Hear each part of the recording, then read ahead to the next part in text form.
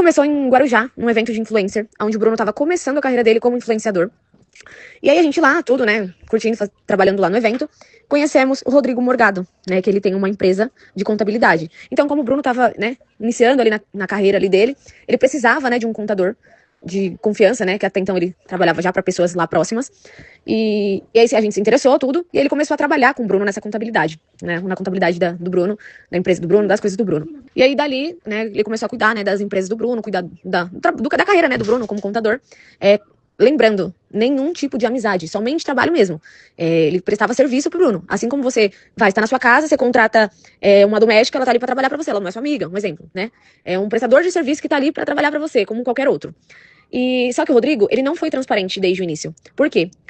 Na verdade, a gente não sabia, né, da vida dele, foi saber recentemente, né, tudo isso que ele estava envolvido. Como ele já estava envolvido com essas coisas erradas, o Bruno, por trabalhar com ele, né, por ele trabalhar com o Bruno, na verdade, é como se tivesse interligado o Bruno, associado, né, o Bruno ao Rodrigo. Porém, pra mim, na minha opinião, foi uma falta de profissional. Na verdade, ele visou dinheiro, né?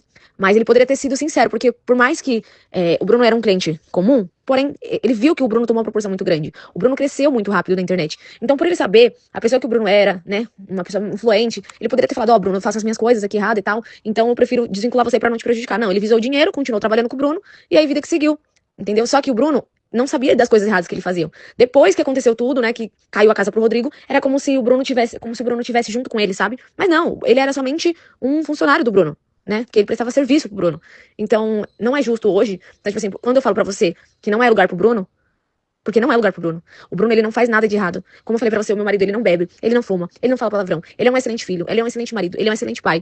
Então, assim, não é justo ele tá pagando por algo que ele não fez, entendeu? E eu creio na justiça de Deus, creio que a justiça não vai ser falha, que vai tudo ser esclarecido, que o Bruno não pode pegar um fardo que não é dele, entendeu? Pegar uma coisa errada que não é dele. O Bruno não faz nada errado, o Bruno nunca fez nada errado, e tudo vai ser esclarecido. Então, só pra você entender, tudo isso que causou, essa prisão do Bruno preventiva foi causada por conta do Rodrigo Morgado.